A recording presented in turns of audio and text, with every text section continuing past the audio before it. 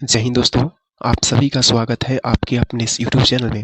दोस्तों, आज की कक्षा में हम हिंदी व्याकरण के समास को देखेंगे और समास को काफ़ी ही छोटे तरीके से देखेंगे। पूरे इस वीडियो को बड़े नहीं करेंगे, छोटे तरीके से जो एग्जाम में प्रश्न बन सकते हैं, सिर्फ और सिर्फ वो प्रश्न आप कर पाए इस हिसाब से देखा जाएगा। तो चलिए हम शुरू करते हैं समास को। तो सबसे पहले यदि हम समास की बात करें तो समास कहा जाता है वाक्य में संयोजन हटाने की क्रिया। यदि वाक्य में संयोजन हटाया जाए तो उसको बोलते हैं हम समास। अब समास के भेद की बात करें तो हिंदी व्याकरण के अनुसार समास के मुख्य 6 भेद हैं। अब यहाँ से समास के भेद देखें तो समास के सबसे पहला नंबर भेद है अव्ययी भाव समास, दूसरा नंबर कर्मधारय समास, तीसरा नंबर द्विगु समास, चौथा नंबर द्वंद्व समास, पांचवा नंबर बहुव्रीहि समास और छठा नंबर तत्पुरुष समास। यानी समास के मुख्य 6 भेद हैं: अव्ययी भाव, कर्मधारय, द्विगु, द्वंद्व, बहुव्रीहि और तत्पुरुष। इन सभी समासों को हम एक-एक करके देखेंगे और इसकी पहचान के तरीका देखेंगे। एग्जाम में कौन से प्रश्न आते हैं, एग्जाम के महत्वपूर्ण प्रश्नों को भी देखेंगे। तो चलिए शुरू करते हैं हम एक-एक टॉपिक को। सबसे पहला यदि समास की बात करें तो समास के सबसे पहला टॉपिक है अव्ययी भाव समास। अव्ययी भाव समास के पहचान के तरीके: जिसका प्रथम पद प्रधान होता है, दूसरा आगे उपसर्ग हो और प्लस पीछे संज्ञा हो। यानी किसी शब्द में आगे उपसर्ग हो और पीछे संज्ञा लगा हो तो उसको बोलते हैं हम अव्ययी भाव समास। या एक ही शब्द 2 बार यानी शब्दों की पुनरावृत्ति हो तो उसे अव्ययी समास कहते हैं। प्रमुख उदाहरण जो एग्जाम में पूछे जाते हैं ज्यादातर बार, वो उदाहरण देखेंगे हम। सबसे पहला अव्ययी भाव समास के उदाहरण में आजीवन, आजन्म, भरपेट, एक एक, यथाशक्ति, यथासंभव। नोट पॉइंट यहाँ क्या याद रखना है तो नोट पॉइंट में याद रखेगा यथा, आ, भर, प्रति, अनु जैसे उपसर्ग वाले शब्द अव्ययी भाव समास होते हैं। यानी कि किसी शब्द में यदि आगे उपसर्ग आ रहा है तो वह अव्ययी भाव समास होंगे। नेक्स्ट दूसरे यदि हम समास के टॉपिक को देखें तो दूसरा जो प्रकार है कर्मधारय समास है। कर्मधारय समास, कर्मधारय समास में विग्रह करने पर है जो या के समान आता है। दूसरा भाषा इसका उत्तर पद प्रधान होता है और इसमें विशेषण विशेष्य या उपमा उपमेय का संबंध होता है। विशेषण विशेष्य या उपमान उपमेय का संबंध होता है। प्रमुख इसके उदाहरण की बात करें तो नील गाय, नीला है जो गाय। शब्द देखिए यहाँ नील गाय है, नीला है जो गाय, विग्रह में है जो लग रहा है तो जिसके भी विग्रह में है जो लगेगा यह कर्मधारय समास होगा। कमल नयन, कमल के समान है जो नयन यानी के समान आ रहा है। चंद्रमुखी, चंद्र के समान है मुख जिसका, यानी कि जितने भी इसका मृग नयन, मृग के समान है ना। महान है जो ऋषि, महर्षि, यानी कि यहाँ पर देखिएगा शब्द का जब विग्रह कीजिएगा तो या तो बीच में है जो आएगा या के समान आएगा। तो यदि है जो के समान है शब्द विग्रह करने पर तो उसको हम बोलेंगे कर्मधारय समास। तीसरा हम देखें तो तीसरा जो है ये द्विगु समास है। द्विगु समास के पहचान के सबसे आसान तरीके क्या है तो इसका प्रथम पद जो होते हैं संख्यावाचक होता है।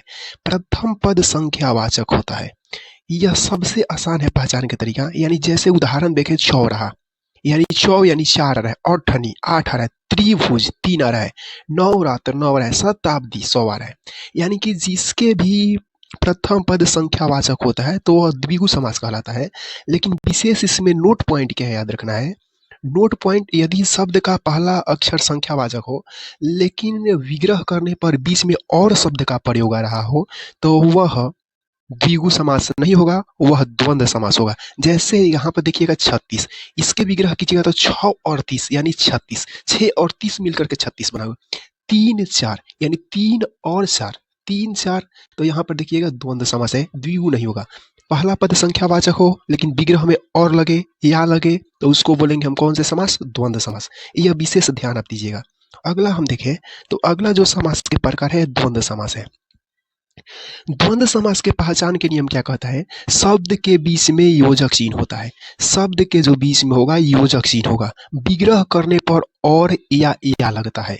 इसके दोनों पद प्रधान होते हैं। जैसे उदाहरण देखिएगा माता पिता, विग्रह कीजिएगा तो माता और पिता, इसमें दोनों पद भी प्रधान है, माता भी प्रधान है और पिता भी प्रधान है। दाल भात, विग्रह कीजिएगा तो दाल और भात आएगा।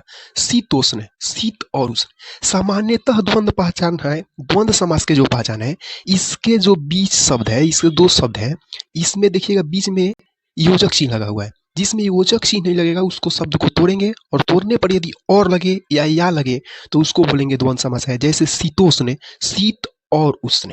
अगला देखें हम समास के भेद। तो अगला जो है यह बहुव्रीहि समास है। बहुव्रीहि समास के पहचान के नियम क्या है? तो इसमें कोई पद प्रधान न होकर के अन्य तीसरा कोई पदार्थ होता है, यानी विशेष अर्थ दे या इसके विग्रह में जिसका, जिसकी, जिसके लगता हो, है जिसका, है जिसकी, है जिसका लगता हो, उसको बोलते हैं बहुव्रीहि समास। उदाहरण देखिएगा, 10 आनंद, यानी 10 है आनंद जिसका, यानी कि जिसका, जिसकी, जिसका लगे उसको बोलेंगे हम कौन समास? बहुव्रीहि समास। चतुरानन, बिना पानी, पीताम्बर, लंबोदर, नीलकंठ। इस उदाहरण को याद रखिएगा, ये कभी एग्जाम में पूछे गए हैं। अगला हम समास की बात करें तो अगला जो समास है यह समास के सबसे अंतिम है तत्पुरुष समास। तत्पुरुष समास के पहचान देखिएगा तो इसमें कारक चिन्ह आते हैं, जैसे कर्ता ने कर्म को करण से संप्रदान के लिए, यानी कि का, के, की, रा, रे, री, ये सब जो है तत्पुरुष समास में होते हैं। जैसे रसोई घर, यानी रसोई घर देखिएगा तो रसोई के लिए घर, यहाँ के लिए शब्द आया, यहाँ के लिए शब्द आया है। कर्म मुक्त, कर्म से मुक्त, यहाँ से शब्द आया है।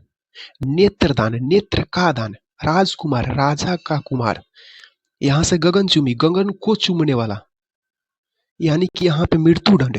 ये सभी के सभी की समास के अंतर्गत तत्पुरुष, यानी कि के लिए आए, से आए, का आए, में आए, की आए, ये सभी के सभी जो होंगे कारक चिन्ह वाले समास होंगे जो तत्पुरुष समास होंगे।